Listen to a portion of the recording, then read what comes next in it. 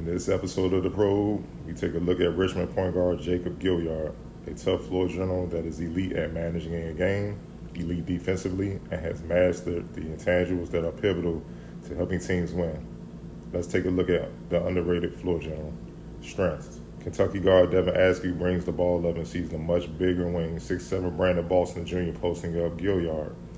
Gilyard, being the savvy defender he is, baits Askew into thinking there is a passing lane to get Boston Jr. the ball. Gilyard backs up a little and then sprints to steal the pass.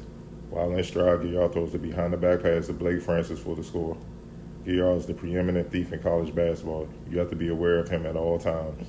Gilyard gets the rebound, pushes the ball up the floor, while the much bigger and longer, more athletic Kentucky wings look to surround Gilyard at half court.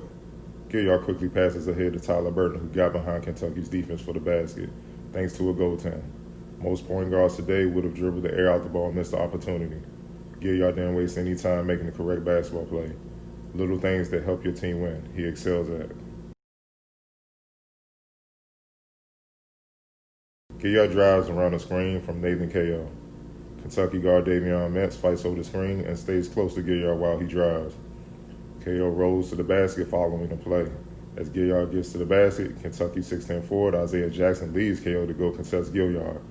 Gilyard passes it back to Ko, who scores easily inside. Simple, draw the defense and pass it to the open man inside for a basket. Gilyard doing what he does best, causing hell defensively. He's matched up with Askew, who is deep in the corner. However, Gilyard's in an ideal position to not only close out on Askew, but to rotate and help out anyone who may get beat on defense. He sees Boston Jr. looking to pass to Olivier Sarr in the high post. Boston, however, isn't surveying the floor good enough because he doesn't see Gilyard waiting for a potential pass to Sarr.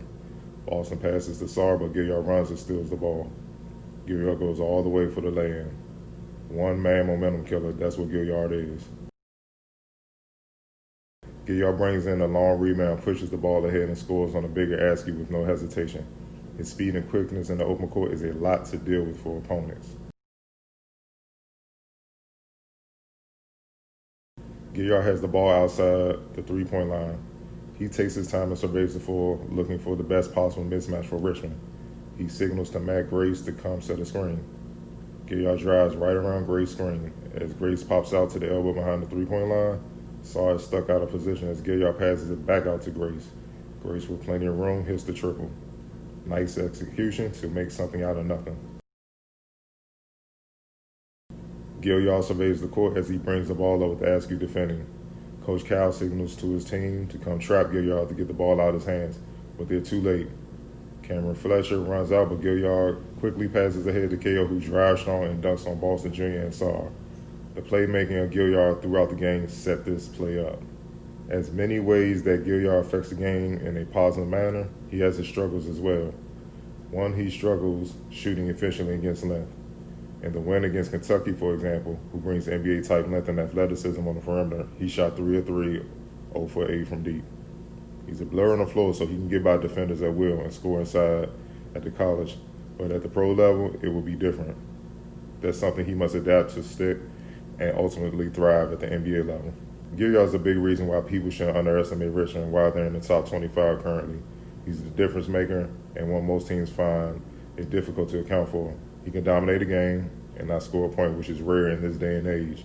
If he proves he can hit shots consistently over taller, longer guards, with everything else he brings to the table as a point guard, I wouldn't be shocked to see him secure a roster spot at the next level sooner than later.